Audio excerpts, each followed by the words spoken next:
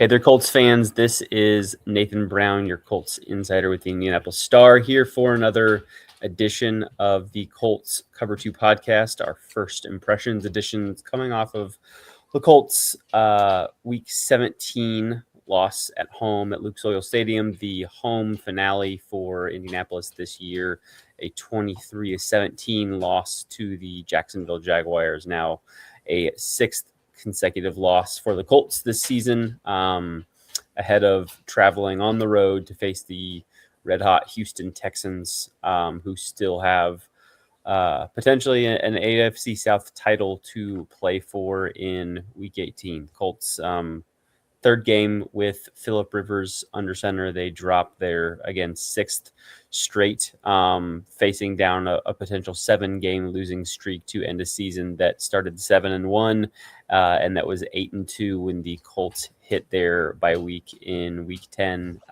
in mid-November. A lot has changed since then. It's still been a little bit of a whirlwind to think about the ways in which the fast-paced nature in which things have changed in this Colts season. To break all that down and talk a little bit about this game today and its implications, not only on this season but perhaps the season upcoming in the off season. Certainly, my partner on the beat, Joel A. Erickson. Joel, we are now talking about our sixth straight loss. I have still only seen in person one Colts win since I have been on the beat, which continues to amaze me every single time I think about it or it gets brought up. Villain of the game, Nathan Brown. Yeah, you could probably make a pretty strong case. I got to see a win, my first game on the beat back on October 26th before Halloween, when the Colts beat the Titans and moved to 7-1, and it felt like this team was, a Super Bowl contender. Had a couple MVP candidates on it, potentially Coach of the Year and Shane Steichen, and Offensive Rookie of the Year and Tyler Warren, and we were talking superlatives galore. And now we find ourselves, for me, my first time, but I know it's not the first time for you, talking about the prospect of whether Colts ownership moves on from its general manager and head coach at the end of the season. We'll find out that news one way or another in a week or week and a half's time. But a stunning collapse that I know is has some injury legs to it, no doubt, but one that I don't think we can completely lay at the feet of the injuries that this Colts team has been plagued with this year. No, you can't lay it at the feet. I think the players said all the right things there, but also at the same time, you lose your quarterback. You lose essentially the way your defense was built. I just think it's not the only reason. I just think it's the main reason. Now, that doesn't mean that I think you can make the case either way for whether or not they should stay or go. I think you can make a legitimate case either way. The case is for this is they were 8-2 before Daniel Jones' fractured fibula started to wreak havoc on this season, and the other case is just 5 years without a playoff berth. If the coach gets caught up in the GM firing, I think most people understand why that would be the case.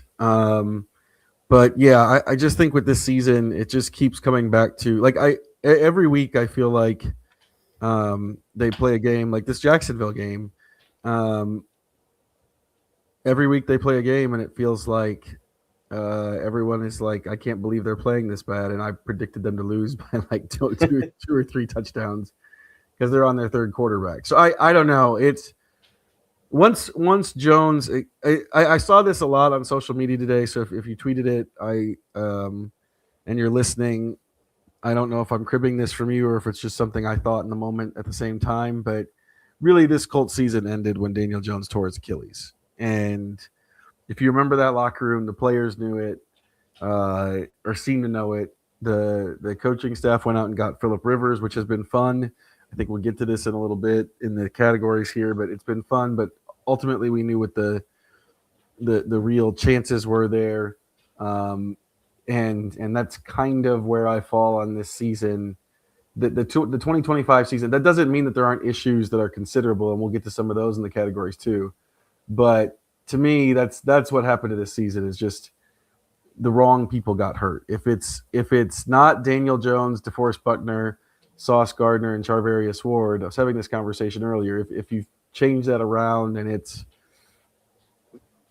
Josh Downs and Matt Gonzalez and Zaire Franklin and Kwity Paye that suffer season-ending injuries, I think the Colts are in the playoffs. Yeah, it's the comp. I think that has been brought up a lot over, at least that I've seen or heard, and frankly even thought a little bit about the over the last week or so when you're talking about injuries and whether this Colts team should have been able to overcome this or whether this just complete and utter collapse on this season is somewhat understandable, very understandable from what we've seen and what this Colts team was from an injury standpoint.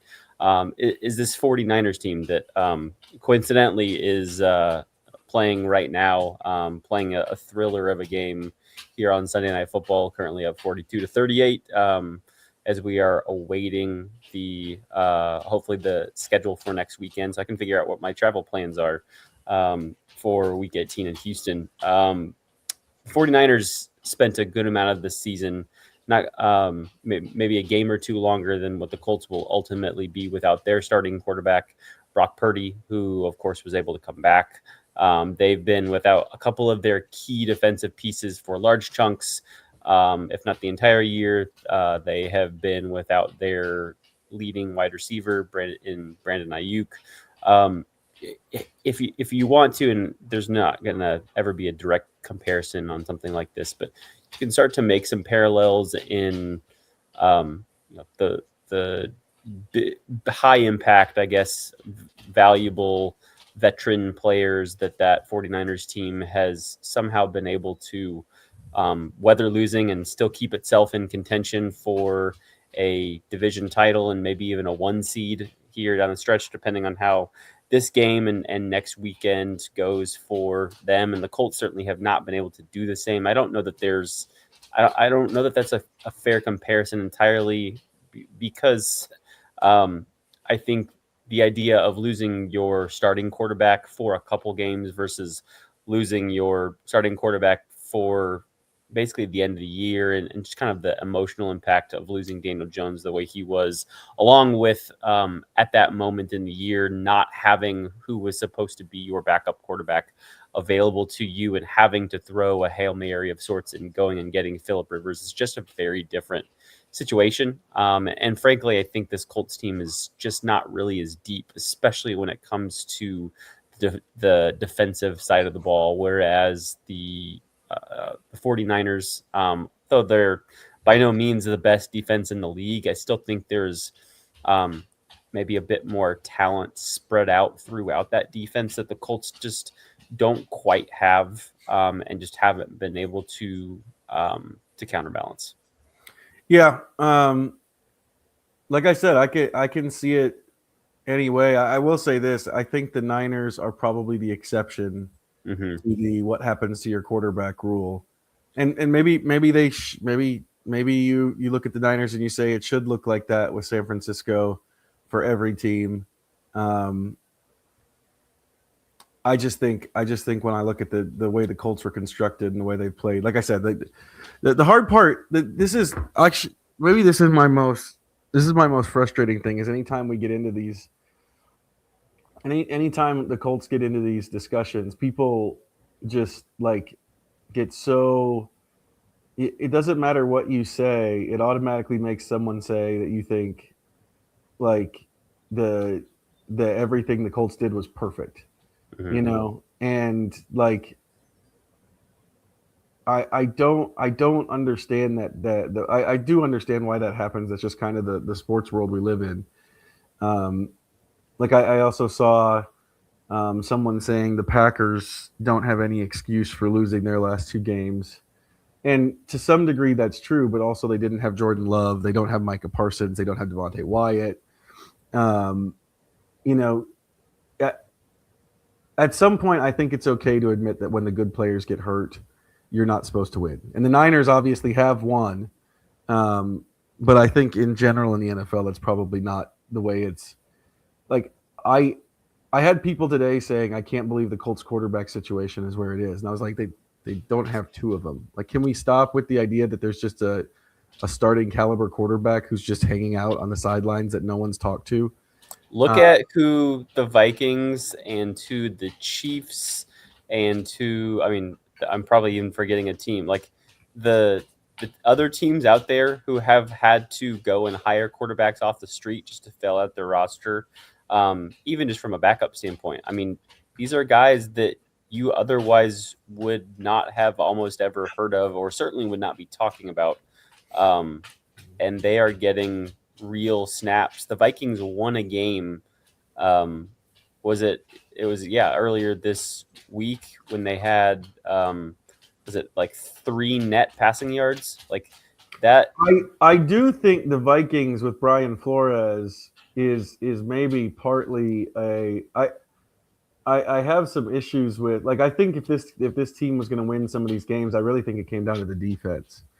And while they've been Mm-hmm. okay in a couple of those games, they haven't been, locked down, shut out. I don't think. There were some stops that they could have made. Obviously, two very clear stops they could have made against Seattle, where the Colts get a win and they don't end up in this position. So I think that Flores part is one of the pieces that sticks out to me. Obviously the run game as well, but the offensive line has oddly enough also turned to mush in terms of injuries the last couple of weeks. Yeah, I just think, and this is a long intro, but I know it's what people want to hear. It just it just feels to me like it's really up to Carly Ursay-Gordon. What does she want to do? Mm-hmm. I think she can justify it either way. You can say, well, we were 8-2, and we feel like if we get that group back, we have a chance to really do something next year, and we don't want to mess with that. I think you could say, hey, we've been in this position over and over again, and I don't care what the circumstances were because we're in the same spot we've always ended up in. I I don't know what she's going to do. I think, and I think most people who are guessing what she's going to do are basing it a little bit off of what Jim did, and I think that's probably a mistake. Mm-hmm. This I don't know that I can entirely explain why I feel like this is, and I think it would take some intensive like roster construction, and just looking at stats and trends to figure out why this might be the case. But this Colts team feels like, the more I look at it and think about the way in which injuries have derailed this year, like a unit that when it was entirely healthy, or as healthy as you could reasonably expect it to be, that was really, really well suited, as an entire unit: defense, offense, special teams. The offense was, high powered. It jumped on you early. It put the defense in, a position to succeed when it got ahead.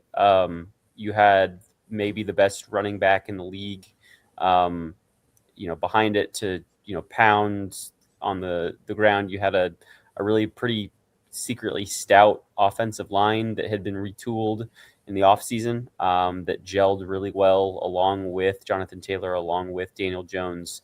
And when the Colts were scoring there in those, that first half of the year, early and often, whether it was against less than stellar opponents or great teams like the Broncos or the Rams, they proved to be tough teams to hang with. And certainly, even in a game that they lost, against the Rams, they were, a team that was battling right to the very end. It's not going to be, certainly in the way in which it was constructed at that point in the year, when you had Trevarius Ward in and out of the lineup, and you didn't yet have Sauce Gardner. It was a group that, Probably wasn't among the best in the league, but with a historically great offense that they had at the time, I think it was one that was positioned to be able to succeed. But when the offense started to crumble a little bit, Daniel Jones was no longer as mobile. Um, Often or defenses were maybe trying to key in a little bit more, particularly on Jonathan Taylor because of the success that he'd had to start the year.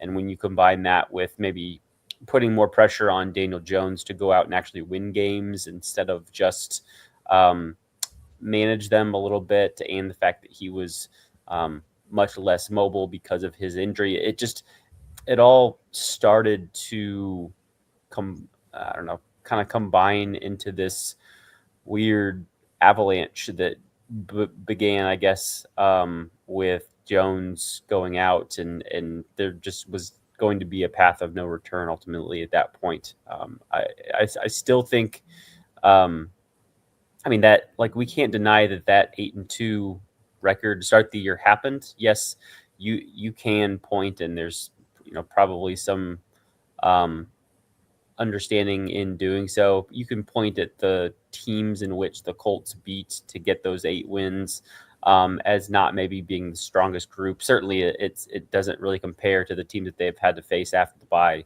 um, which have almost exclusively been playoff caliber teams. But that that Colts group there that started 8-2, the folks that were healthy, the way in which they got there, that happened, and that was real. And I do think if Carly Ursay-Gordon decides to roll things back, I think there's some legitimate reasons why you would want to do that. And there are other things with the salary cap and what their draft capital right now, their quarterback situation, where I think it also makes sense. But I think you can legitimately talk yourself into the idea that they just got really unlucky on some different kinds of injuries throughout the entire team, throughout the roster, offense and defense, and frankly, special teams too, that you just would hope and certainly wouldn't think would happen to you 2 years in a row. Is this team going to be contending again for the 1 seed in the AFC next year if they largely roll things back? I don't know that I could necessarily tell you that, especially with where you would expect Daniel Jones to be health-wise, presuming he's the guy that they bring back under center.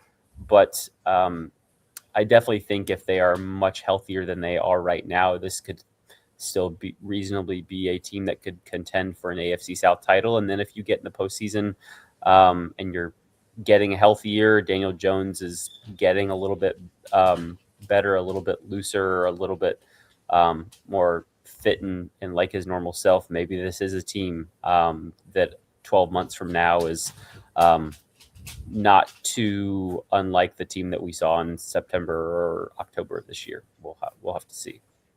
Yeah, it's like I said, I think you can make the case for anything, and that's why I think it's a tougher decision than people realize. Mm-hmm.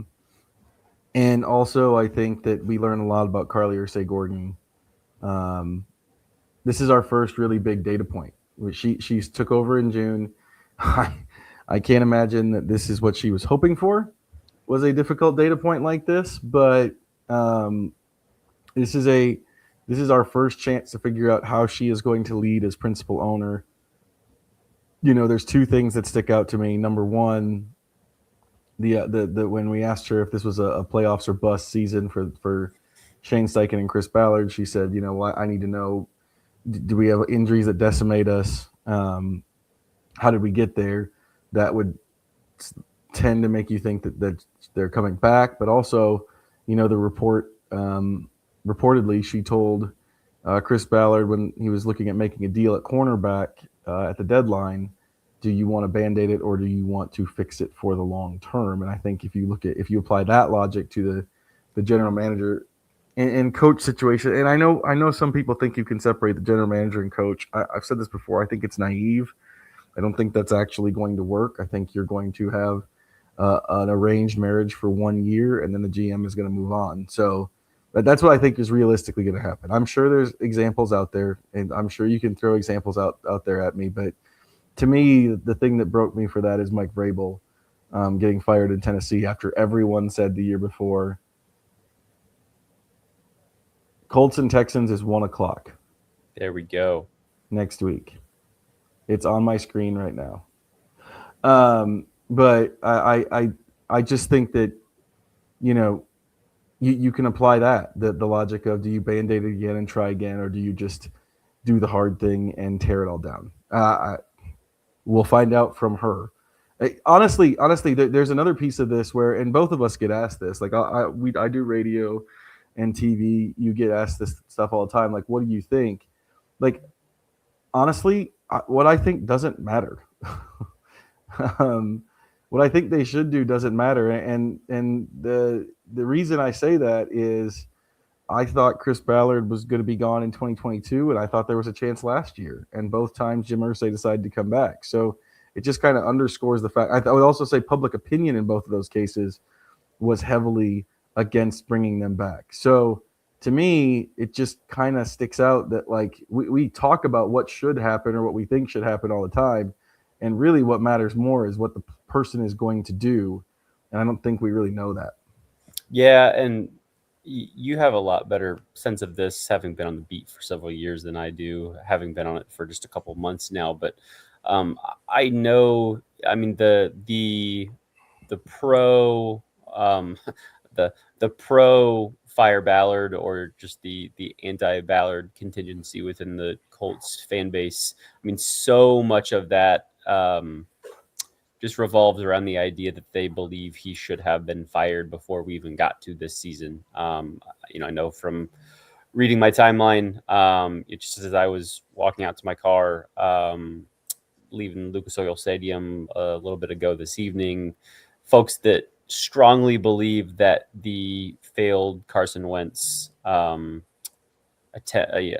season in 2021, both just bringing in Wentz and what that cost the team, and the fact that they faltered at the end of the year and missed out on the playoffs, spectacularly so in that season finale against the Jaguars.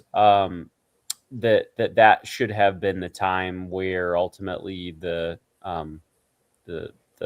plug was pulled and Ballard left the organization. That obviously didn't happen. 2022 was an absolute debacle, as you hinted at, and he was able to survive that. And then they bring in Shane Steichen. They go 9-8 the first year, largely without Anthony Richardson, who at that point was a rookie who got hurt, and they are able to limp to an above 500 record, which was certainly not predicted. I know in the middle of the season when all that was going on, and end up 8-9 after last year.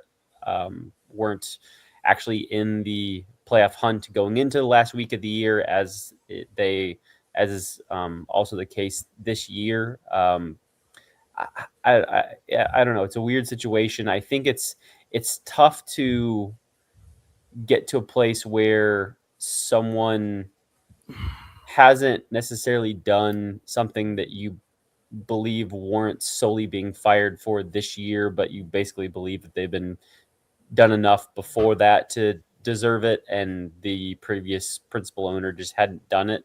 Again, I don't know that I have, or really even necessarily need to get into where I think they should go, because as you mentioned, there's one or three opinions that really truly matter on this, and I just don't know what direction they go. I think there's fine arguments either way. I think if you wanted to go one more year, I think the flexibility you have from a roster construction standpoint after the 2026 season, I think gets a lot easier. You'll be in a position at that point, if you did decide to blow it up after 26.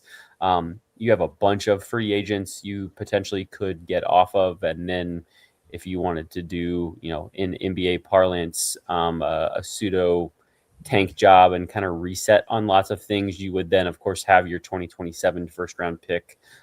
You'd be freed up from the picks that you gave away for Sauce Gardner earlier this fall. So that would, it kind of feels like those are the two directions that they go, and maybe they give Steichen and Ballard one more year, and things truly do get reset for the better next season, and this team is back in the playoffs and maybe even captures an AFC South title, and and they sign extensions, and this is a group that is going to stay together for a bit longer. We'll have to see. I have to think within 7 to 10 days or so from right now, we'll at least have an answer on the direction that they're going, and then we'll have to ultimately figure out what the tentacles from that will be moving forward. Yep, it's the other hard part is the other hard part of this is that there was a game that was played today, and this is a First Impressions podcast, and we're giving the thing is we're giving you our first impressions. That the normal format is to go through the categories. The hard part is the game didn't matter the moment the Texans beat the Chargers. I'll say this. I think the other thing is, and this is maybe another piece that's hard for me to process. To me, like, I know people are hanging on a lot of these results, and maybe the Niners example is the one to go with. But like, to me, the other piece of this is just, like I said, I assumed the Colts were done when Daniel Jones tore his Achilles tendon. I wasn't expecting them to go on some big run. Maybe other people were. I wasn't. And so this is one of those things that's some of the frustration is not the frustration. The frustration is understandable. Missing the playoffs 5 years in a row, I totally get that. I get why the fan base is upset. I understand why the fan base is apathetic. The visceral reaction to the last 3 games that they've played, that's the hard part. That's the part that I don't fully get, because I wasn't expecting them to win. But again, I said that at the top. So we're kind of talking in circles here a little bit, but there's just some pieces that get confusing to me.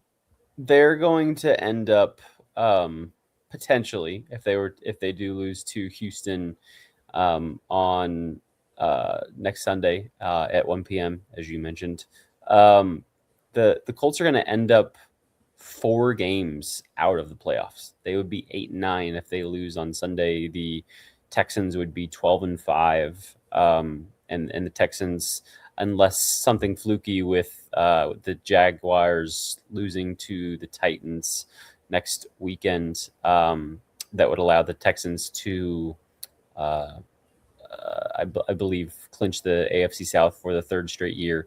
The Texans are likely to be your 6th or 7th seed, but I do think as wild as that sounds, it might legitimately take, although I'm about to say that, and I now know that, or remembering that the Bills lost today. So I think it may end up being 11 wins, maybe your 7th seed. But even still, the Colts will be 3 or 4 games out of the playoffs.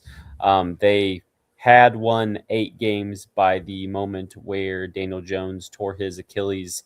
That was a game that they were probably not going to win when you were bringing Riley Leonard in off the bench for a spot replacement situation. And then they had 4 games left against, again, 2 teams that next weekend will be playing for the number 1 seed in the NFC, and 2 strong divisional opponents that are frankly just about as hot as anyone in the NFL right now. I don't know, even if you have a semi-healthy Daniel Jones, going 200, going 500, going 2-2 in those games to close the year out and getting to 10 wins. I don't know that Colts fans would have been super pumped about it if you would have said you're going to start 8-2 and you're going to finish up 10-7. And they, you can certainly make the argument that they should have been able to find ways to win at least one of, if not both of those games against Kansas City and Texans before this all took place with Daniel Jones' Achilles. But I mean, a 2-2 against those in those final 4 games of the year, I think would have been pretty solid if you'd had Daniel Jones under center. And you're talking about bringing in Phillip Rivers off the couch, a guy who hasn't played quarterback in the NFL for 5 years, as great as his career had been, as involved in the game as he had continued to be, as well as he knew Shane Steichen's offense, front and back, up and down, what have you. These were going to be 4 incredibly tough games to win for the roster as it currently stood for their starting quarterback, let alone someone who had not played quarterback in the NFL for nearly 5 years, and someone, frankly, that I felt like today finally showed his age on the field a little bit. Maybe that's a good segue into getting into our categories for our First Impressions podcast. Our villain of the podcast, villain of the day, Joel, who did you have for that selection? Yeah, I'm going to go with the offensive line. I think you can go. You should go Rivers here. I'll leave Rivers for you. But after a decent start, just 3.3 yards per carry for Jonathan Taylor, which I think he had 48 on his first 11. That's right. Yeah. So that's 22 on his next 9. The thing about villain of the game is that Nate always had trouble with this. You haven't had any trouble with it so far, though. So the idea is that you don't want to give it to somebody. They're banged up. They don't have a lot of their guys. Or I think today they're missing a center and a right guard or right tackle. Mm-hmm. And that's part of it. But also, I just think that as we go down the stretch here, Taylor in particular, and some of it's on Taylor, but I think Taylor started pressing when the holes weren't there that were there earlier in the season. And that led to some uncharacteristic decisions. I just think the offensive line's inability to get the run game going is probably an underrated piece of this swoon. No, I think that makes a lot of sense. That's something that we haven't talked or written about a ton. We've referenced it a lot, but the way in which this run game, obviously with Jonathan Taylor in particular, has taken a real big downturn, kind of starting with that game against Pittsburgh. Of course, he then went and rushed for 244 yards the 7 days after in Berlin against the Falcons before the Colts went on a bye. But if you take that Falcons game out of the equation, frankly, against a team that was one of the worst rush defenses in the NFL at that point,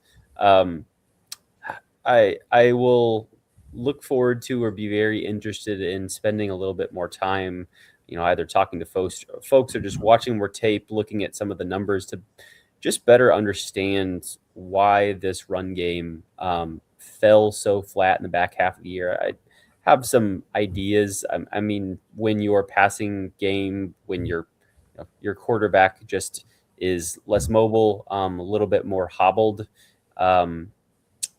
in the couple games that followed, and maybe you combine that with teams actually game planning more against trying to just take Jonathan Taylor out of the fold and committing to Daniel Jones having to beat you. I think there's probably some combination of those two things that, for whatever reason, a switch kind of just flipped right around that midpoint in the year, and the Colts came back from their bye, and Taylor didn't have a 100-yard game, has not at least yet had a 100-yard game the rest of the season. He, without a truly miraculous last rushing attack of the year, he's going to ultimately not get the single season rushing title this year in 2025. That's likely to go to Buffalo's James Cook III, who's someone who is like 300 yards behind Taylor probably a month or so ago, and who has really turned it on of late. Taylor has 18 rushing touchdowns on the year,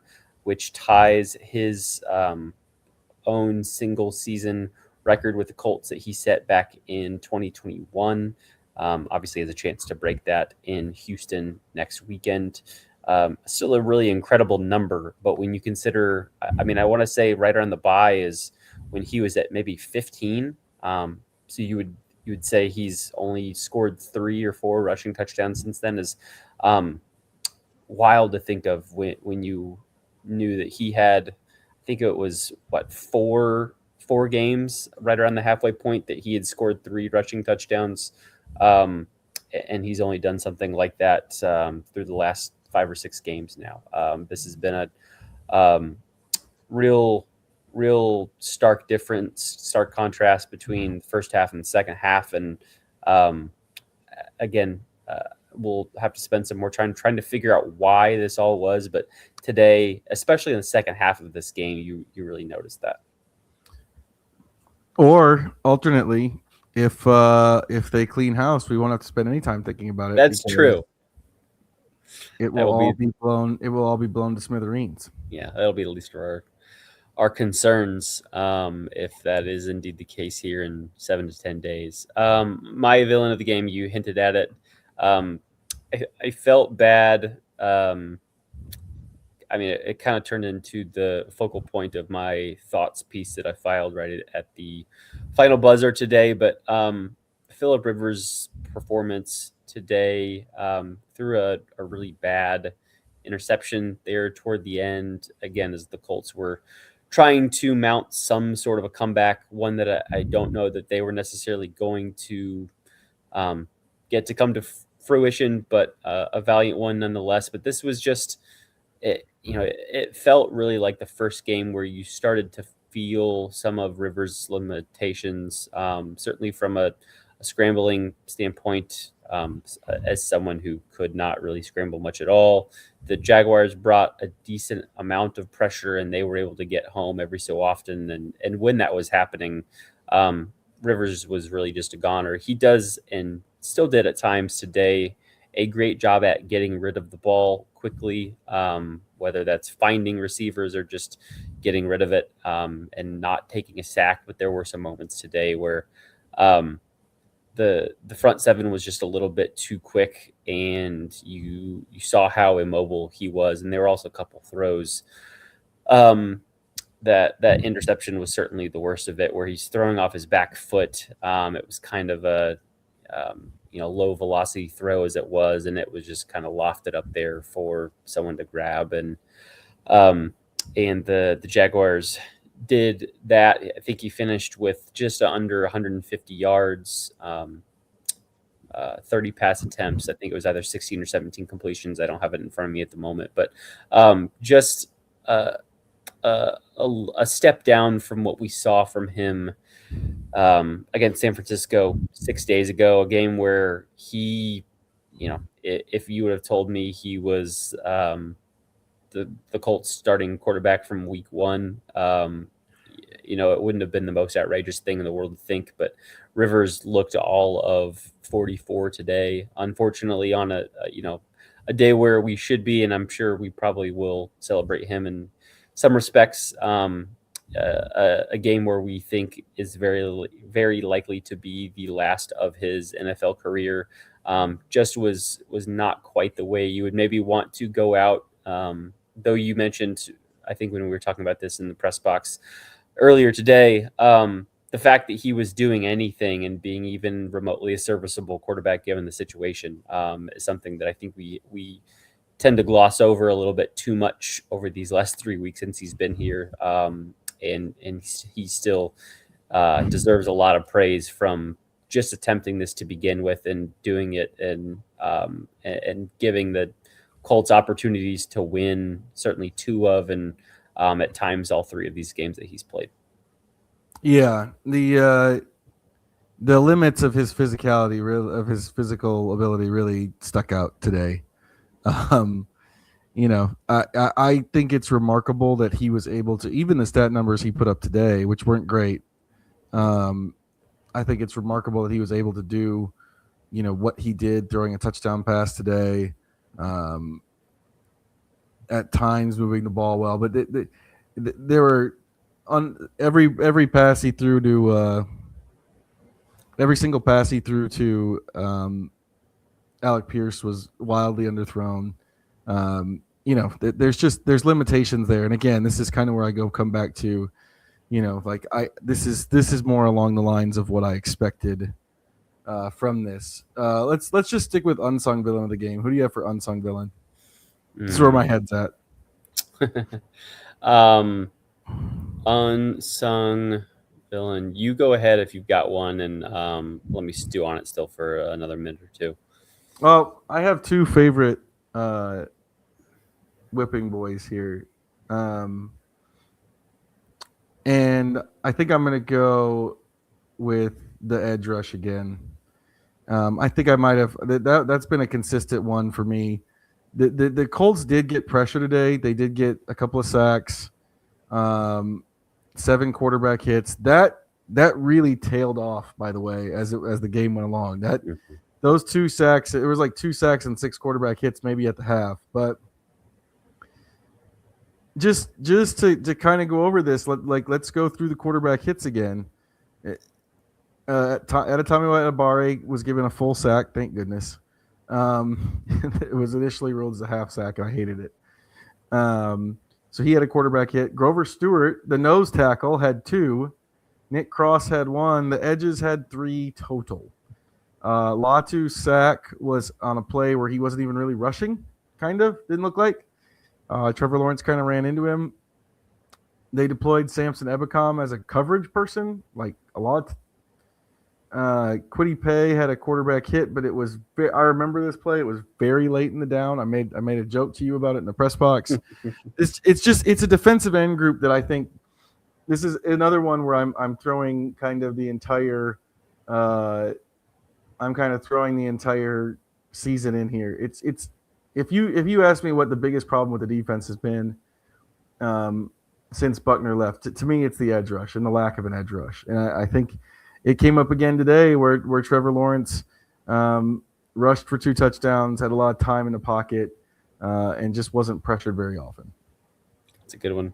I don't necessarily know that this made or broke the game, but it's a continued frustration of mine, and I know it's certainly one of yours. And I guess this responsibility would go on Lou Anarumo, defensive coordinator for the Colts. The continued lack of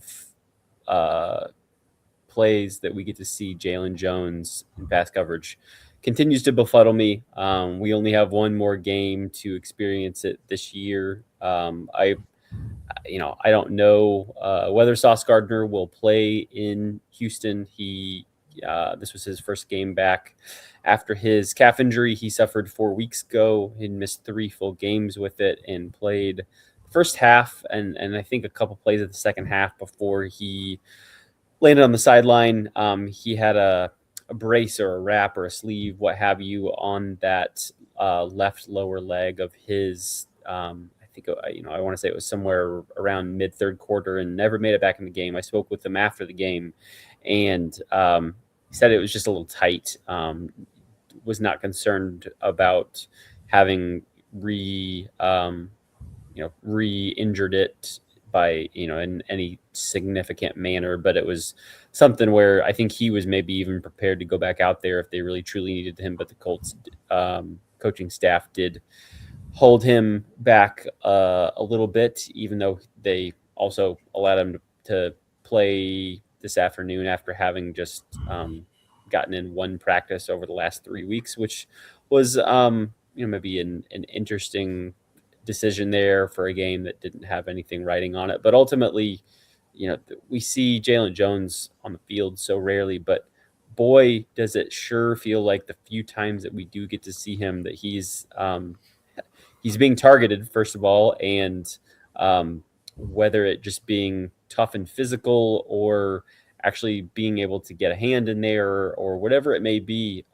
is helping break up passes and is not all that often, at least over the last couple games against the 49ers and the Jags.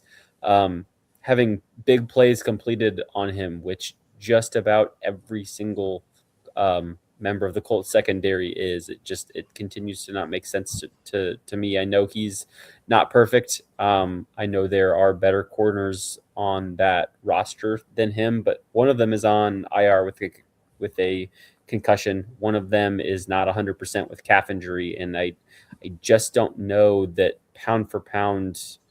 I get the argument outside of maybe some spot matchup choices that he makes more sense to have on the field at a higher rate than either Mekhi Blackman or Jonathan Edwards or Cam Mitchell. Just doesn't make sense to me, and we saw that again today. So the snaps are up. Oh, there we go. When you got lucky enough that the snaps are up, your cornerback snaps, Jonathan Edwards did not get any. None for Jonathan Edwards. Mekhi Blackman took 60. Cameron Mitchell got 43. Sauce Gardner got 35. Jalen Jones got 5. Sounds about right. I'm almost convinced that Samson Ebukam had more coverage snaps than Jalen Jones. I could be wrong. It might just feel like that, but it sure feels like that. I mean, there are 2 plays in particular that stand out to me that I remember Jalen Jones being targeted in coverage, and I think that's the same number that I can picture for Samson Ebukam. So Jalen Jones was only on the field for 3 other plays, so I don't know if Ebukam hit 5, but it wasn't too far off if it wasn't. Yeah, I don't love that either. Hero of the game. Who do you have for hero of the game? Hero of the game, Ashton Doolin. Incredible to see him back out there on the field. I mean, he had a spectacular game today, but it was a strong performance even for his standards. But seeing him back out there was just really, really stood out how strong he is at that position, how much better, frankly, for lack of a nicer way of putting it, he is than some of the other players on the Colts roster from a return standpoint. Not that any of them are bad. Josh Downs has his moments, although he frustrates both you and I at times. But I mean, Doolin having nearly 130 yards on 3 returns today, including a long of 55, and I think 2 of them 250. 250 plus returns. Yep. Yeah. Man, I don't know. I mean, I kind of said it tongue in cheek. I mean, he's been gone for the last 4 games. He'd been on IR since he suffered that hamstring injury late there in that game against the Chiefs. I don't know that you could necessarily say that he is the reason why they have lost 4 of these games, but I mean, he's liable to pop another one of those 50-yarders or potentially even get a score every so often if you find the right creases and he finds catches the ball in the right spot and they get the right kicking team coverage that they want to see and guys set their blocks in their creases in their lanes. He is just really fun to watch out there on the football field from a return standpoint. And I have to say, in a semi-related matter, actually having kickoff returns matter and have action back in them, which is not something that we had in the league 3 years ago, is a lot of fun. That maybe is something that we can get to here in another category or 2. But great to see him back out there and certainly back out there at full strength, which you're not necessarily going to always get for someone coming off a hamstring injury. My hero of the game is going to be a weird one for me, considering that I haven't loved the linebackers coverage. But Jermaine Pratt's interception at the end of the first half was huge. Mm-hmm. He had another pass breakup, and I don't remember off the top of my head what happened on that drive. I've given Pratt a lot of grief for his coverage over the course of the season. That was a huge play in the game. That honestly, when I thought about the game after it, I thought Trevor Lawrence really cost them a chance to blow the Colts out, really. But Pratt, the play he made the interception on, he was covering Parker Washington on like a wheel or go or out and up or something. Didn't know he still had that in him. Impressive from Jermaine Pratt. Do you have an unsung hero? Unsung hero is going to be tough today. Just came up with one. I'm gonna roll with it. Blake Groupie, who kicked a field goal today, only 33 yards. Maybe not the toughest kick out there. Also made a couple of extra points, but he is my unsung hero, more so because of who he replaced in Michael Badgley. Michael Badgley, now in his second game with the Buffalo Bills, has now missed 2 extra points in Buffalo in 2 games. Missed 3 with the Colts in his 7 games, and was signed to Buffalo's roster last week. The Buffalo, of course, as you and I were watching as we were working on our stories late this evening, did lose by 1 point to the Philadelphia Eagles in a game where they opted to try to go for 2 in the win there instead of kicking an extra point. I imagine maybe Michael Badgley's struggles there of late might have factored into that decision a little bit.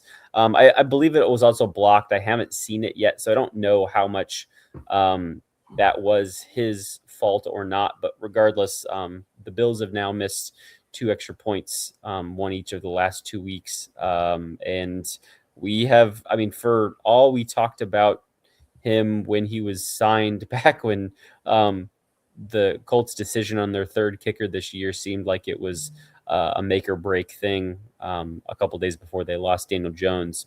Blake Groupie has done a stellar job, hasn't missed a kick, has been someone who we're not talking about unless things are positive, which is exactly what you want a kicker to be in the NFL. On a weekend where ultimately one of the best kickers in the league and in league history kind of inadvertently cost the Colts chances to continue to see their playoff hopes live for another day with Cameron Dicker missing an extra point and a somewhat chip shot like field goal on Saturday in a game where the Chargers lost by 4 points. Blake Groupie continues to do it is asked of him, and finishes out this year strong at his new home in Indianapolis. My unsung hero is going to be a short and sweet one. I know I went at the offensive line with villain of the game, but Bernhard Raimann playing today is surprising to me. Mm-hmm. He is, when we've seen him in the locker room, he has been holding his arm at a very odd angle. I think that elbow injury is very, very painful. He went out there and played, even though they didn't, even though there was nothing left for them to play for. Just give him a lot of credit for just toughing through it. That's the kind of thing that earns the respect of the locker room from a guy who got paid big. So, yeah, that one's mostly about playing through pain. I think that, like I said, we were talking in the media room the other day about can Raimann really play when he's dealing with that elbow based on the way it looked, and it seems like it was okay. So, yeah. Number of the day. What's your number of the day? Ooh, you referenced it already. I think it's 3.3. It's Jonathan Taylor's yard per carry. He has, we've talked about just the overall production that has fallen off fairly dramatically ever since the Colts bye. But they haven't even been in positions where they, just haven't been running the ball as much in games. And that's why he hasn't been picking up yards. I don't know that he's been I think he maybe hit it once, but I don't know that he's been above 4.0 yards per carry since the game against Atlanta in Berlin on Monday. In Monday Night Football against the 49ers, he was a lowly 2.9. It's 3.3 today. You mentioned his first 11 carries went for 48 yards and really struggled beyond that. I think there's maybe something to do with his lack of effectiveness and just the run game at large, not just pointing a finger at Taylor. Lack of effectiveness in the second half. It seems like teams do a really good job of late making adjustments, and whether it's just crowding the box a little bit more or Run blitzes. There's some definitely some run blitzes, or just plugging some holes with some linebackers. I know that's something that Shane Steichen has talked about. He's really struggled in the second half of games sometimes over the stretch, this losing streak of the Colts, where they've actually had leads in the second half, and they would, a consistent run game would have gone a long ways in helping to drain some clock and create some elongated drives and put some more points up on the board. And they were not able to get that today, particularly in the second half when they needed it most. And that has continued to be a problem that I don't necessarily expect will get any better come week 18 in Houston. Mine is 4.9. That's the yards per attempt for Phillip Rivers. It's got to be more than that. It was on Monday night against San Francisco.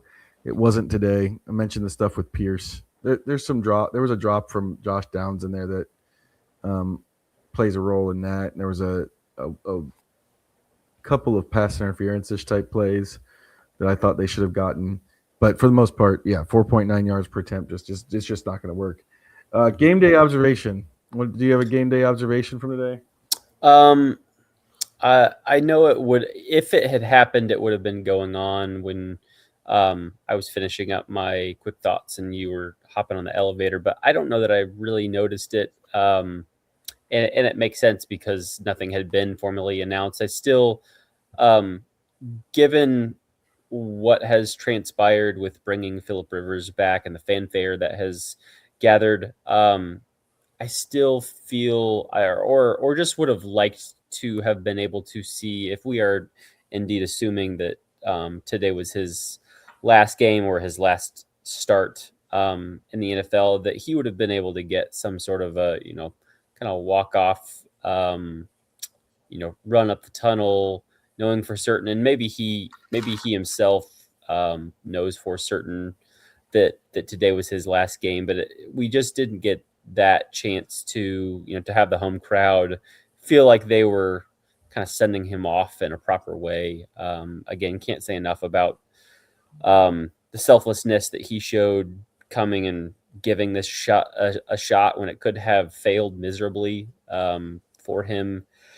And it just kind of felt like if today indeed was the last game for him before we could potentially see Riley Leonard hopping under center and starting and playing the bulk of, if not all of the week 18 game in Houston, that as cool as this whole story was and as high as some of the moments were, that the last of it will have kind of just happened and disappeared and kind of been forgotten. My game day observation is also Rivers related. For you, it wasn't a game day observation. You did it the night before, but just his whole team coming up here is fun. I told some people this today. Like, I don't know if I've processed what it would be like to have Phillip Rivers or really any NFL player as your coach.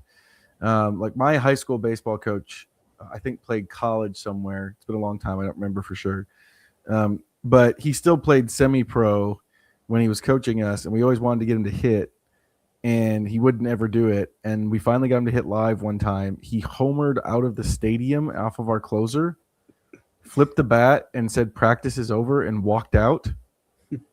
And I can only imagine how much I still remember that like it was yesterday.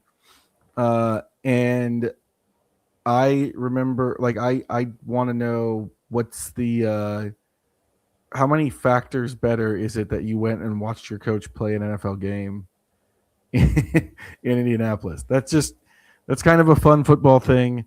Maybe I'm treading a little bit on football things that gave me joy, but that was my game day observation. Was just really good job by you to go find that and get the story, but also just everything with the players of his high school team. He said today this is it for him. He'll be back on the sidelines next year. That's a pretty crazy thing to try to think about.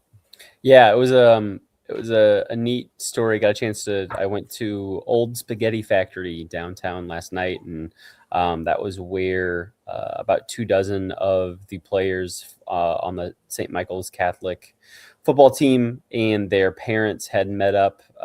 Ultimately, it was somewhere around 30 or so players made either the drive or the flight up from Alabama over the last 24 to 48 hours to get a chance to see Rivers play today. They got a chance to get out on the field and kind of chat with him briefly as he was doing his warm-ups. I know I was told that was at 10:15 sharp this morning. It was supposed to be literally as he was either getting started or finishing up his warm-ups. All the players were out there on the field. They got to take a picture with him. Looks like maybe even get some autograph signed, which is interesting to think about, having your football coach give you an autograph. This was a trip that was really organized by a couple of moms in the group. I believe someone with the Colts reached out to them wanting to give them this opportunity. And, despite the fact that this is right around the holidays and you're trying to plan a trip like this with some other events tacked on, I think they were going to try to have another dinner this evening, which is no small feat when you're talking about trying to find some place that's willing and capable of hosting upwards of 70 people in some sort of a private room somewhere. I hope he took them all to Elmo's and made all those kids try the cocktail sauce. That'd be pretty good. That would be having 34 high school boys, giving them the St. Elmo's menu would probably be a pretty expensive endeavor. But probably against Alabama State high school rules. Also probably true. You're probably right on that. That's me being upset at the Florida State State for suspending Teddy Bridgewater for a year for helping kids eat. Ridiculous. But yes, that was really neat. Really funny to hear those, all those boys call him coach. Which makes sense. We might call him Phil or Philip or Rivers. Uncle Phil is the preferred nomenclature. Yes, but to them, he is their coach. I was talking to some of them last night and trying to get a sense of what they knew or how familiar they were with him and his game and what he'd accomplished in the league before he became their football coach. And when you think about it, let's say some of the kids that are juniors on the team who were 16 or 17 years old. He was last playing football when they were 10 or 11, which is an age where you can be, certainly aware and have a favorite player, favorite team. But that was kind of at the tail end of, it was quite literally at the tail end of Philip Rivers' playing career. So when he was kind of at his, the height of his powers, so to speak, a lot of these kids were just being born. So they don't I think some of them have had to go on YouTube and watch highlight reels or watch back old games to get a sense of, and certainly I think they all do now, but maybe it was something that happened a couple of years ago, when they were getting to high school or when Rivers first landed there and was signed as the head coach at St. Michael's. They were kind of having to familiarize themselves with him a little bit and what he had achieved in his career, the type of quarterback he was, the type of competitor, the type of football fanatic that he was. But cool too, as we have gotten to see him, back in this light as a player. Just kind of interesting to see another vantage point of him as kids who just strictly see him as a coach, and I think some even used the phrase of they see him as family, or they felt like coming to watch him. He was kind of another player on their team, and they were coming to watch him and cheer him on in a somewhat similar way as he stands on the sidelines and is cheering for him. One of the kind of funny sidebars or nuggets that I heard from one of the kids I spoke to. We were talking about the mic'd up clips that the Colts have gotten over the first two games. And there was a moment in one of them, I think it might have been the Monday night game, where Rivers was stalking the sideline. Must have been when the defense was obviously on the field, and was yelling third down, third down, third down to guys on defense on the field. And one of the boys said he does that exact same thing when he's coaching them on the sidelines. So listening to that, hearing that, watching that kind of took them back to imagining him as a coach. And I think it's really interesting that from what they've said, there are lots of Philip Rivers traits or tells that you see both as a coach as well as a football player. And that's been neat to see. It was neat to learn a little bit about, and obviously no matter what happens, no matter what he's doing next Sunday, that will be the role that he reverts back to once we get past January 4th. Football things that gave me joy. Number one football thing that gave me joy, everything that happened after Josh Downs caught the ball on the sideline, from Philip Rivers absolutely losing his mind about the fact that they said the challenge flag came in before they got the playoff. It did. I could see it from the press box. But then also, alternately, the way the referee rolled it out, where he said we were actually looked at two things on the play, and number one, the challenge flag did come out before the play was off, which made everyone in the stadium very angry, like berserk. And understandably so. I mean, you want the play, right? And then he said, "Oh, and by the way, the call stands." So it turned out that everyone was mad for nothing. I enjoyed it a lot. There some of these football things that give me like real joy, and some of them make me giggle. And that one was a joy thing that just made me giggle. I thought it was hilarious. Rivers. Anytime Rivers throws a temper tantrum, it's also fun. Yes, that was incredible. Jermaine Pratt covering not only covering a whiteout in the end zone in a pivotal end of the first half play, but having an interception like literally fall in his lap. Definitely not on my bingo card. Great move for him to stay neck and neck and find himself in a position to catch a drastically underthrown ball from Trevor Lawrence, but come down with it, see it into his hands and his chest, and come up with a really pivotal play that, at least for the time being at that point in the game, kept the Jags from scoring, and what was starting to feel like a game where they were building some momentum, and had they scored a touchdown there, could have been a situation where they took control of the game even more than they ultimately did. We've certainly been on Pratt the last couple weeks on his struggles in the passing game, but right there he was right where he needed to be. Don't know that you necessarily want to plan on the opposing quarterback drastically underthrowing a ball, but given what happened on the play, made a great play on it, hauled it in, and that was ultimately a pretty big turnover there for the Jags. Well, Parker Washington is much faster than Jermaine Pratt. Yes, very true. The number two for me, Mo Alley Cox's catch for the touchdown. He's had a couple of those over the years, and I think regrettably the Colts decided with one of them that meant he could be a number one receiver, a tight end in the NFL, which never really panned out. He's really more of a blocker, but also just catches like that are fun. They're improbable catches, stuff that kind of make you wait, how did he catch that? Any of that stuff is fun. Yeah.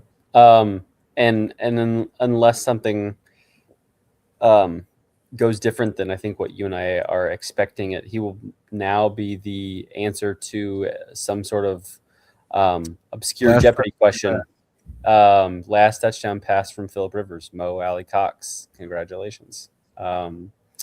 My second thing, my second football thing that gave me joy, just that first return from Ashton Dulin that he broke, getting beyond midfield there, having just I think one more guy he needed to beat. Ultimately, wasn't able to do it, but we had gone so long from seeing a truly explosive return like that from the Colts. Just seeing that for the first time, he's not maybe a guy that you come in saying, "Oh my gosh, I can't wait to watch Ashton Dulin return a kick." Certainly, That's what other people say. That's not what I say. Yes, that's not what you say.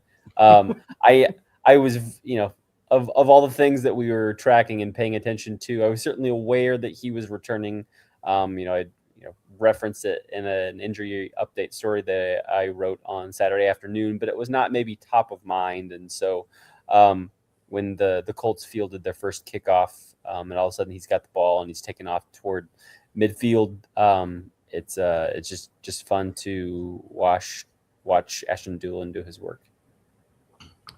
My number 3 football thing that gave me joy was another Ashton Dulin play. There was a punt return where Parker Washington's options after he caught the ball were to try to beat Jonathan Edwards as the gunner on one side, or to try to beat Ashton Dulin on the other side. He chose Dulin. He chose poorly. If you go back and watch this rep, high school coaches, this was like a incredible how to tackle a guy in the open field. Washington tried to juke him. He took it away. He made the tackle. Everyone who listens to this podcast knows I love gunner play. This one was not sort of the one where he kept him. It was a fair catch, or he kept him from making the catch. But this was just an example of this guy's a good tackler. On top of the returns, he also had two special teams tackles today. And I think that kind of gets to the impact of what Brian Mason said earlier this year, where he called Ashton Dulin one of the 3 best special teamers in the NFL. Mm-hmm. Very deserved there. My final football thing that gave me joy today, probably fitting at what we believe is going to be the end of the Phillip Rivers Hail Mary experience. The Colts had an actual legit Hail Mary, and Phillip Rivers wasn't the one throwing it. We get to see Riley Leonard come on the field for the final play of the game, still with slim chances that the Colts could pull this off. Again, would have meant a lot more and been a lot more exciting had this been a game that I know Rivers and other players in the locker room don't like to hear the phrase meaningless, but a game that had more writing on it, shall we say. If this game had that, it did not. But Riley Leonard gets back there, scrambles, steps up in the pocket, launches a ball. Great positioning in the end zone. Ultimately, you're kind of just throwing it to a point and hoping your guys get there and hope they come down with it. It didn't happen that time, but not much more suspense for such a low percentage move typically in an NFL game than watching a Hail Mary. We don't get to see those all that often. You'll see it occasionally at the end of a half, but one that could actually tie or win the game at the very end there was at least fun to watch and to wonder and see if the Colts might be able to somehow come down with that one. They ultimately didn't. Too little blame, too much blame. Which one do you want to go to first? Let's start with too little blame. Lou Anarumo. Yeah. I just think some of the personnel decisions he's made over the course of the year, it speaks to, if he's back next year, I think it's a real weakness for him so far. It's just not just this, but also sort of the way his personnel evaluations undermine some of the other philosophies he has. Like he's told us ad nauseum, I don't want linebackers in coverage. I don't want them covering tight ends, let alone wide receivers. I want to play a lot of dime. I think that is somewhat neutralized if you're only doing it in obvious passing situations, because that's what everybody does in obvious passing situations. It would be more revolutionary to play a dime against a passing team, and the Jaguars did run the ball pretty well today.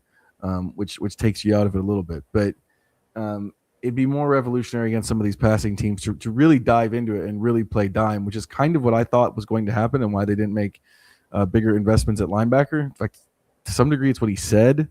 And the fact that he didn't do it is something I have largely, I think, because of evaluations of Jalen Jones and Jalen Carlisle that seem influenced by the fact that they couldn't get on the field because of injury during the summer, is something that I'm filing away. And again, if we have to put this caveat on everything now from now until the end of the season, if they blow it up, this doesn't matter. But going forward into next year, it's something that's in my head for like JT Tuimoloau. If they come back, there's a whole defensive end overhaul that probably needs to happen. Tuimoloau was a guy who kind of ended up on the wrong end of the playing time thing. Do they give him a chance to figure it out next year? I don't know. It's good. Good mention there. My too little blame. I give that probably just because I don't know that he specifically is being talked about a ton, either in the big picture or even immediately after this game. But I know he puts plenty of blame on himself in his post-game press conferences.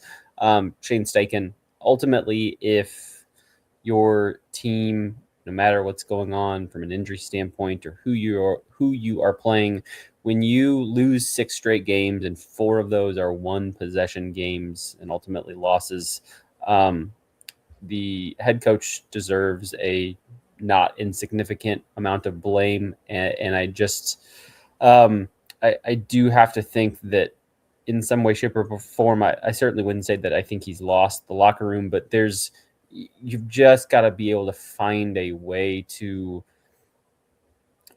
whether it's just get guys to understand or inspire your players in those tight moments down the stretch, whether you are ahead and trying to burn out the clock or trying to come from behind and win a game. You've just got to be able to, and the buck kind of stops with you on being able to get guys to succeed in those moments. And that is a place where the Colts have really struggled this year. They won a couple one possession games early on in the year. They beat the Broncos by a point. They, of course, lost to both the Steelers and the Rams 27-20. They beat the Cardinals by less than a touchdown. So they were kind of up and down in those. And then of their 6 straight losses, 4 of those have come on games where touchdown down the stretch could have won them, and this was another one of those. Again, this is not solely on Shane Steichen, but I don't know that he's getting talked about enough. I think it makes sense to talk about Chris Ballard a little bit more if you are someone who wants to see a head or multiple heads roll. But there is certainly an element and something that's tough to ignore, the fact that a Shane Steichen coach team has lost 6 games in a row in the fashion in which they have this year. 2-9 against the Texans and Jaguars so far, I believe, is the stat that I heard. I think that's also a pretty strong issue. Not just because they're in the division, but also because I don't know. I know the Texans have been in the playoffs a bunch, but I don't know that I consider those teams to be juggernauts that you shouldn't be able to beat once in a while. So I think that's another one that sticks out to me. And also that those schemes are not super complex when they go up against them. So too much blame is going to be tough. Yeah. The only direction that is coming top of mind, only because I think I probably kind of fall somewhere in the middle or am uncommitted, is Chris Ballard. There's a large contingency of folks that want him fired or think he should have been fired 1, 2, 3, 4 years ago. And that kind of seems to be the, one of the very few, certainly the loudest talking point in the Colt fan base. Again, there's some merit there. I don't know, as you explained earlier on in the podcast, I just don't think that is a slam dunk decision. If you are someone who's truly looking out for the best of this team's future and thinking about all of the ways in which that would impact the Colts, not only this next season, but the seasons after, you've also got to look and see who's available. That's the thing that I hate, I think, the most when you're talking about NBA coaches is someone will get fired at the end of the year just because the franchise feels like they need to move on without really thinking about who is available, who they could reasonably get, who might be interested in their job or living in their city or taking over their roster. And sometimes you end up getting rid of someone who was ultimately more qualified, more successful, and was a better fit all around than the person you had to hire, but you put yourself in that position. Again, I don't know who the Colts would hire to replace Chris Ballard, if that's the direction they go, if they would look within the organization or look outward. But for the fever pitch in which his name is getting brought up right now, again, just don't think it's quite the slam dunk that a lot of folks feel. And I think this really should, and like I have to imagine likely will be a difficult week for Carly Ursay-Gordon to think through what her options are and ultimately decide which direction she's going to go. Yeah. Also should be noted in the discussion that Ballard did some of the things that that fans have been clamoring for him to do. Mm-hmm. Yes. Injury has kind of kept them from working out outside of Cam Bynum. But my too much blame, I'm just going to throw Jonathan Taylor out there because I feel like he's pressing because of the offensive line issues, and that the Colts should have done better from a scheming standpoint to figure out some of these issues. So I'm just going to throw that out there to have someone in the category more than anything. I don't really have anybody else in the category. I just think he's pressing because he's been kind of put at a disadvantage in the back half of the season. One to throw away. One to throw something away. That we're talking about now, what we won't be talking about at the end of the season, into the off season. I'm Phillip Rivers. Yeah, that's a good one. Yeah, I mean, we'll get a chance to, presumably, unless for some reason he, when they decide or he finds out that he's not playing, he just takes off and he's not even around. We would get a chance to talk to him on Wednesday. He might be the only player who would be justified.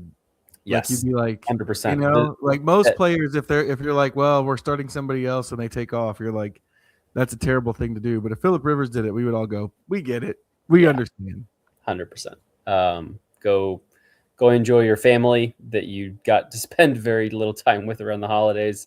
Go enjoy the warm weather on the beach back down in South Alabama. But like I said, we'll probably get a chance to talk to him one more time, have another one or two more Phillip Rivers stories, and then that will go away, and we will think how crazy it was that for 4 weeks of this season that Phillip Rivers was actually a chapter in a 2025 NFL season. That's a good one. My one to throw away. I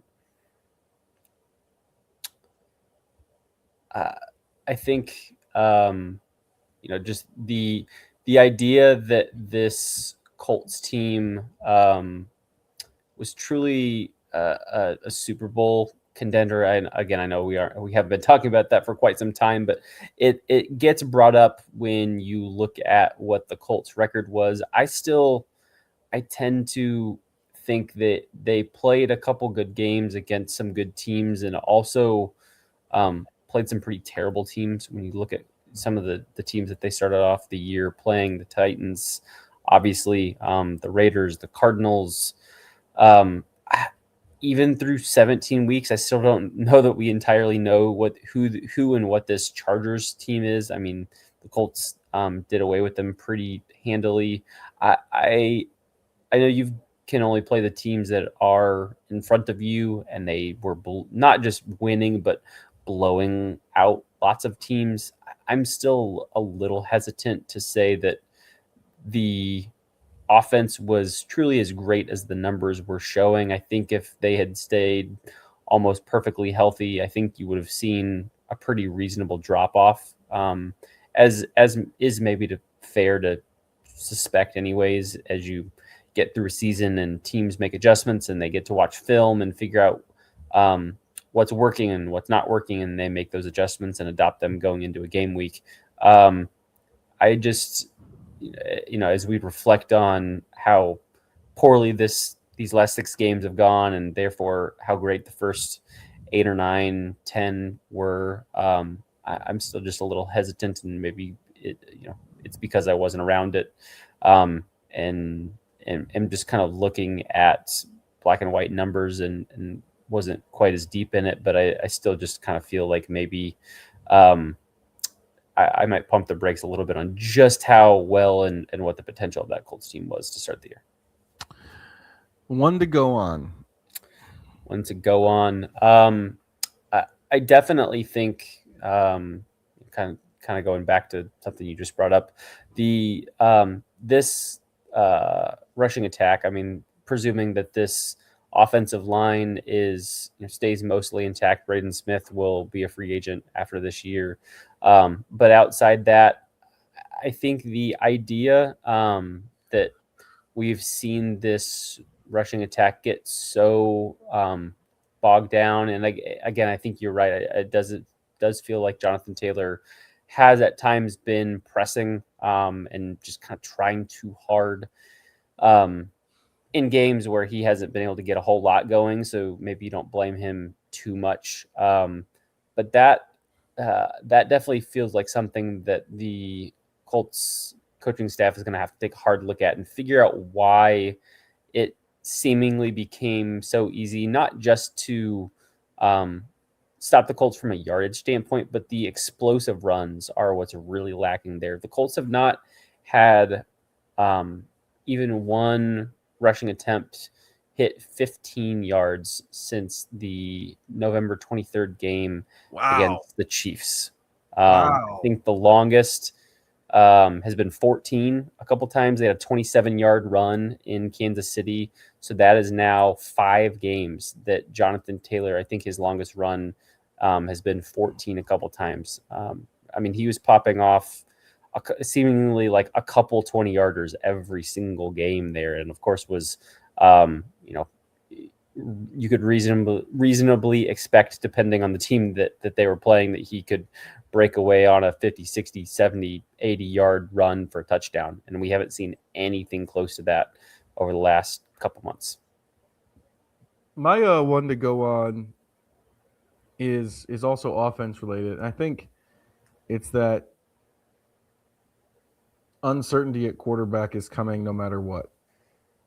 The last Colts quarterback to throw for 4,000 yards in a season, which is not that hard to get these days, is Phillip Rivers in 2020. And Daniel Jones was headed that direction for sure.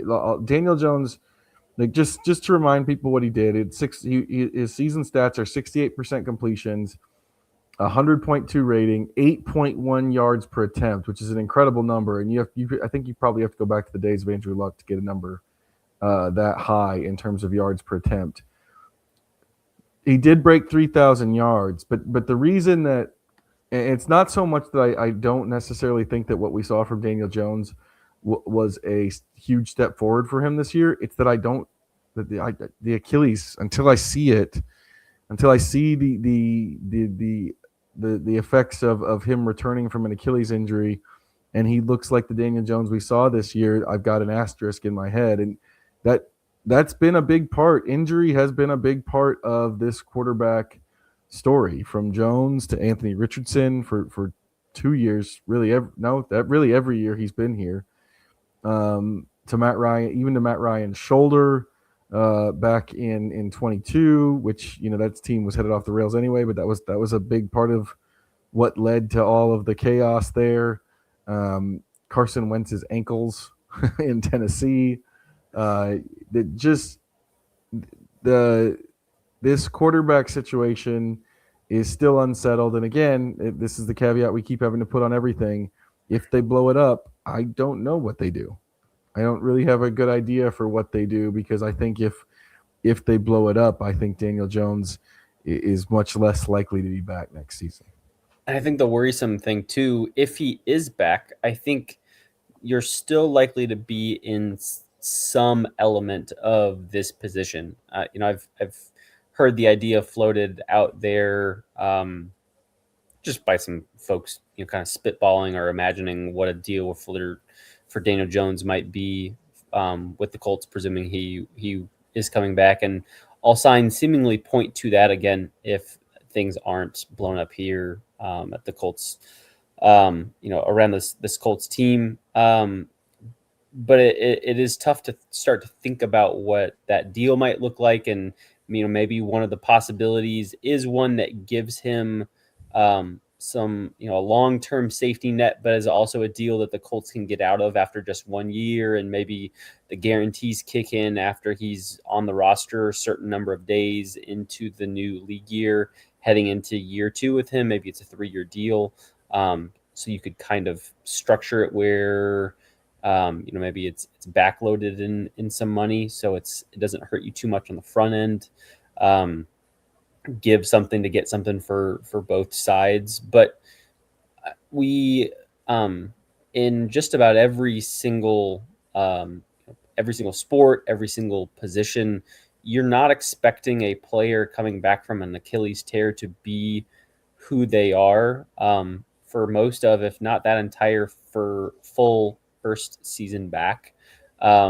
We saw what Daniel Jones was like when he was less than fully mobile over those 2 games when he had his fractured fibula, and it wasn't great. He was much more like the average player that I think most of us were expecting. Yeah, and it kind of was all compounded by the idea that teams were able to kind of double up on the run game. Jonathan Taylor was super limited in those games against the Chiefs and against the Texans. The loss of movement also significantly hurt Tyler Warren. I know that that's true. Mm-hmm. Yeah, it just was like it was something that kind of fed into really this entire offense at large. And again, it's really impossible to know what to expect Daniel Jones to be coming into next season. He's probably going to be, if things go well, you would think he's probably better in December than he is in September, just as things loosen up and he builds some strength and mobility, flexibility in that just by time on task. But say you end up with a schedule that's super duper hard at the beginning and have some really great defenses that he has to play, or he has a setback and you have to bring someone else in for the first couple weeks of the year. Maybe that's Riley Leonard starting a couple games and maybe they're playing some great teams and they lose a couple games early. Like, just because Daniel Jones has had successful surgery and is working his way back, this is not something, if they ultimately choose to go with Daniel Jones, that is just going to be set and done and over with. If Carly Ursay-Gordon does give this group an ultimatum, and they go the direction we believe they will go at quarterback, that they're still going to be certainly not in the best position to have large amounts of success. And this is a team that has not won an AFC South title in more than a decade. So you're trying to go and do that for the first time in a long time, trying just to even make the playoffs for the first time in a long time with a less than 100% quarterback. And that's a tall task to try and go do. If everyone else stays healthy around him, that makes it a little bit easier. But as we've learned this year, that's not something you can just bank on. Unfortunately, now 6 years after Andrew Luck decided to retire a couple weeks before the season started, the Colts questions at quarterback continue. And I don't know that I would expect them to be settled even 12 months from now, unfortunately. Yay. That's a long pod. It That's a is. long first impressions pod. Yeah. 12:53 a.m. Crossing our fingers that the audio worked on this one, so we don't have to tape this one again, like we did when we were taping into the wee hours of the morning after Monday Night Football a couple days ago. Thanks again for you guys for tuning in, for supporting, subscribing, following, interacting with this podcast. We've enjoyed seeing the platform on YouTube, the Indy Star Colts YouTube channel grow where this podcast lives. I think we're above 1,000 followers. So like and subscribe there if that is where you enjoy listening or watching to your podcasts. And of course, this is available on all your typical podcast platforms, Apple, Spotify, what have you. We will be back later this week with a midweek podcast edition, the last one during the season. And then we'll, of course, have our last First Impressions podcast. Well, I guess we'll have to figure out how that one is going to work with my travel as I talk out loud. Don't know what that travel is going to be yet. Hopefully get that hashed out here before too long. Coming, as I plan to head to Houston and still try to come back for locker cleanout day a week from tomorrow. Lot to write about, lot to talk about, lot to follow along and cover in the world of the Colts over the next couple weeks, and we hope you will continue to follow us here, follow us on indystar.com, on social media, on X, and we appreciate the support.